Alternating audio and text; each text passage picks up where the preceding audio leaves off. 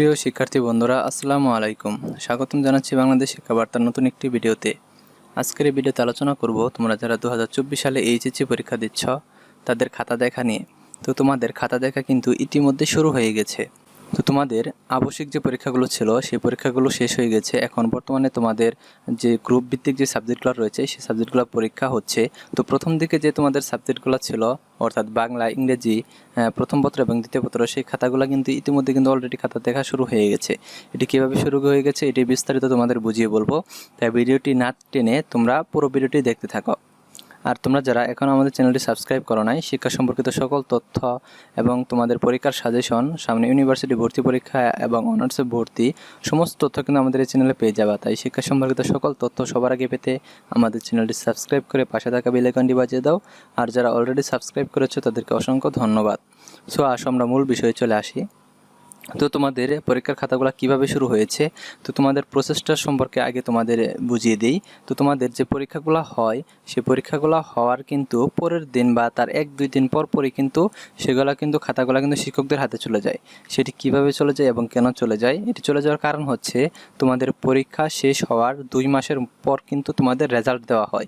অর্থাৎ পরীক্ষা শেষ হওয়ার 2 মাসের মধ্যে কিন্তু প্রধানমন্ত্রী প্রজ্ঞাপন জারি করে তোমাদের রেজাল্টটা দিয়ে দেয়, অর্থাৎ একটা ডেট ফিক্সড করে। এখানে দেখা যাচ্ছে যে তোমাদের 15 থেকে 16 লাখ শিক্ষার্থী বা 14 থেকে 15 লাখ শিক্ষার্থী কিন্তু তোমাদের এইচএসসি পরীক্ষা দিচ্ছে। অর্থাৎ বিশাল একটা সংখ্যক কিন্তু জনগোষ্ঠী কিন্তু পরীক্ষা দিচ্ছে। সেখানে কিন্তু শিক্ষকরা কিন্তু পর্যাপ্ত পরিমাণে খাতা দেখে কিন্তু তাড়াতাড়ি দেখতে পারে না। সেজন্য কিন্তু পরীক্ষা শেষ হওয়ার সাথে সাথে অর্থাৎ পরীক্ষা শেষ হওয়ার 2-1 দিনের মধ্যেই কিন্তু খাতাগুলো কিন্তু বোর্ড থেকে কিন্তু শিক্ষকদের কাছে পাঠিয়ে দেওয়া হয়।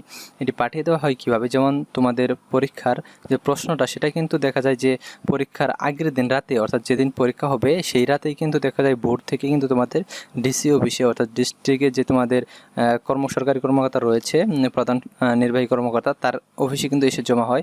সেখান থেকে কিন্তু পরীক্ষা শুরু হওয়ার দেখা যায় যে 3 থেকে 4 ঘন্টা আগে কিন্তু সেখান থেকে থানায় চলে আসে এবং থানা থেকে কিন্তু পরীক্ষা শুরু হওয়ার 1 ঘন্টা আগে কিন্তু তোমাদের পরীক্ষা কেন্দ্রে পাঠিয়ে দেওয়া হয়।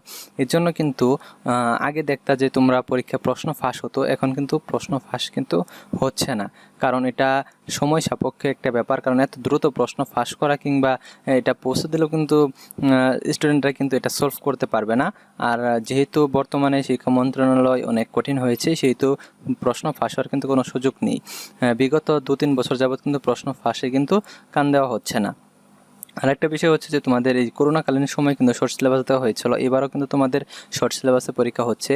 তো বিগত বছরগুলোতে দেখা যাচ্ছে যে অটো পাস চলে গেছে, আবার শর্ট সাজেশনে পরীক্ষা হয়েছে, সেখানে কিন্তু স্টুডেন্টরা কিন্তু মোটামুটি ভালো রেজাল্ট করেছে। কারণ করোনাকালীন সময়ে কিন্তু তাদের ক্লাস ঠিকমতো তারা করতে পারে নাই, অর্থাৎ তাদের ক্লাস ছিল অনলাইনে। সকলেই কিন্তু অনলাইনের সুযোগ সুবিধা ভোগ করতে পারে না, অর্থাৎ অফলাইনে যেহেতু ক্লাস অফ ছিল, তাই কিন্তু দেখা যাচ্ছে যে তোমাদের পরীক্ষার খাতাগুলো কিন্তু তেমন একটা হার্ডভাবে দেখা হয় নাই, কারণ শিক্ষার্থীরা ক্লাসে উপস্থিত হতে পারে নাই। আর এখন কিন্তু এবার কিন্তু দেখা যাচ্ছে যে তোমরা কিন্তু ঠিকঠাক মতো ক্লাস করতে পেরেছ, কাজেই কিন্তু তোমাদের পরীক্ষার খাতা কিন্তু সঠিকভাবে কিন্তু মূল্যায়ন করা হবে, অর্থাৎ কোনো প্রকার কিন্তু ছাড় দেওয়া হবে না তোমাদের। তোমরা যা লিখেছো তার উপরে কিন্তু তোমাদের নাম্বার দেওয়া হবে। তো তোমাদের পরীক্ষাটা যে শেষ হয়, শেষ হওয়ার পরে কিন্তু সেই খাতাগুলো কিন্তু পরীক্ষার হল থেকে কিন্তু থানায় এসে জমা হয় এবং থানা থেকে কিন্তু সেগুলো ডিসি অফিসে অথবা তোমাদের শিক্ষা বোর্ডে কিন্তু পুলিশ প্রোডাকশনের মাধ্যমে কিন্তু পাঠিয়ে দেওয়া হয়। সেখানে প্রক্রিয়াকরণ করে কিন্তু খাতাগুলা তোমাদের অন্যান্য বোর্ডে, অর্থাৎ তোমরা যদি ঢাকা বোর্ডের হয়ে থাকো তাহলে দেখা যায় যে তোমাদের খাতাগুলো কিন্তু ঢাকা বোর্ডের কোনো টিচাররা দেখবে না, এটা রাজশাহী বোর্ড অথবা রংপুর বোর্ড অথবা দিনাজপুর বোর্ড, যে কোনো একটি বোর্ডে কিন্তু এটা ট্রান্সফার করে দেওয়া হবে, আর সেখানে কিন্তু খাতাগুলো তোমাদের দেখা হবে। আবার অন্যান্য বোর্ডে যে খাতাগুলো রয়েছে, যেমন ধরো রাজশাহী বোর্ড কিংবা রংপুর বোর্ড, এই বোর্ডের খাতাগুলো কিন্তু দেখা যায় যে তোমাদের আবার ঢাকা বোর্ডে চলে আসে কিংবা অন্যান্য বোর্ডে চলে আসে, অর্থাৎ যে বোর্ডের খাতা সেই বোর্ডে কিন্তু শিক্ষকেরা কিন্তু খাতাগুলো দেখে না। এখন চলে আসি যে তোমাদের খাতাগুলা কিভাবে দেখা হয়। তো খাতাগুলো দেখার সিস্টেম রয়েছে। তোমাদের যে এমসিকিউ খাতাটা সেটা কিন্তু কম্পিউটার রোবোটিক্সের মাধ্যমে দেখা হয়, ওএমআর মেশিনের মাধ্যমে। সেখানে কিন্তু দেখা যায় যে তোমাদের কিন্তু নাম্বার বাড়িয়ে বা কমিয়ে দেওয়ার কোনো সুযোগ থাকে না। তোমরা যা অ্যান্সার করেছো সেটা কারেক্ট হলে নাম্বার পাবা, না হলে নাম্বার পাবা না। অনেকে দেখা যায় যে 2টি বৃত্ত ভরাট করেছো, সেখানে কিন্তু দেখা যায় যে তোমাদের নাম্বার দেওয়া হয় না, কারণ একটির বেশি বৃত্ত ভরাট করলে কিন্তু সেটা ক্রস হিসেবেই মেশিন বিবেচনা করে নেয়।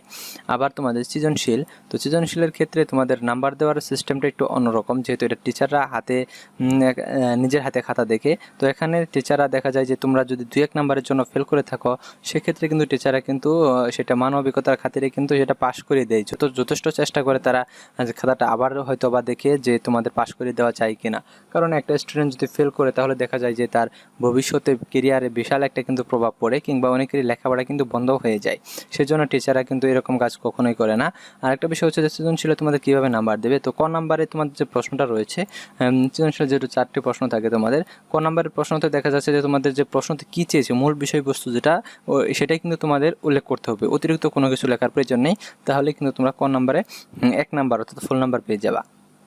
তারপরে তোমাদের 2 নাম্বার যে প্রশ্নটা রয়েছে অর্থাৎ অনুধাবনমূলক প্রশ্ন, সেই অনুধাবনমূলক প্রশ্ন তো খ নাম্বার প্রশ্নে তোমাদের 2টি প্যারাতে লিখতে হবে। প্রথম প্যারাতে থাকবে তোমাদের জ্ঞানমূলক, অর্থাৎ ক নাম্বার যেমনটি লিখেছো যে মূল বিষয়বস্তু, প্রথমে মূল বিষয়বস্তুটা থাকবে, তারপরে থাকবে তোমাদের সেটার একটু বিস্তারিত একটু বলে দিবা বা একটু বর্ণনা দিয়ে দিবা, তাহলে কিন্তু 2টা প্যারা হয়ে যাবে।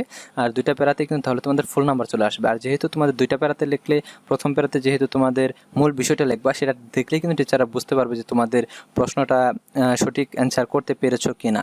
তারপরে ঘ নাম্বারে কিন্তু 3টি প্যারায় তোমাদের লিখতে হবে। সেটি হচ্ছে প্রথমে তোমাদের জ্ঞানমূলক অর্থাৎ মূল কথাটা লিখবা, তারপরে একটু বিস্তারিত অর্থাৎ অনুধাবনমূলকটা লিখবা, তারপরে এটার প্রয়োগটা অর্থাৎ এটার বিস্তারিত একবার টোটালি বর্ণনা করে দিবা।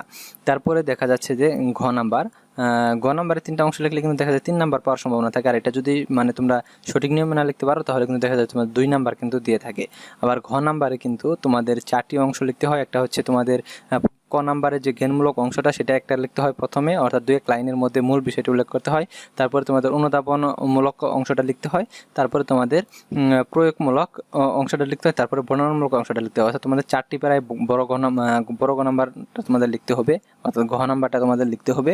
এই 4টি প্যারায় যদি লিখো তাহলে দেখা যায় যে তোমাদের যদি ভালোভাবে লিখে থাকো তাহলে অবশ্যই 4 নাম্বার দিয়ে দেয়। আর যদি একটু হয় তাহলে কিন্তু দেখা যায় যে তোমাদের 3 নাম্বার দিয়ে দেয়। কিন্তু যদি তোমরা সঠিকভাবে না লিখতে পারো তাহলে কিন্তু তোমাদের নাম্বারটা কিন্তু 2 দিয়ে দেয় অথবা 1 দিয়ে দেয়। এই জন্য কিন্তু তোমাদের রেজাল্ট খারাপ হয়। এই জন্য তোমাদের অবশ্যই সঠিকভাবে লিখতে হবে।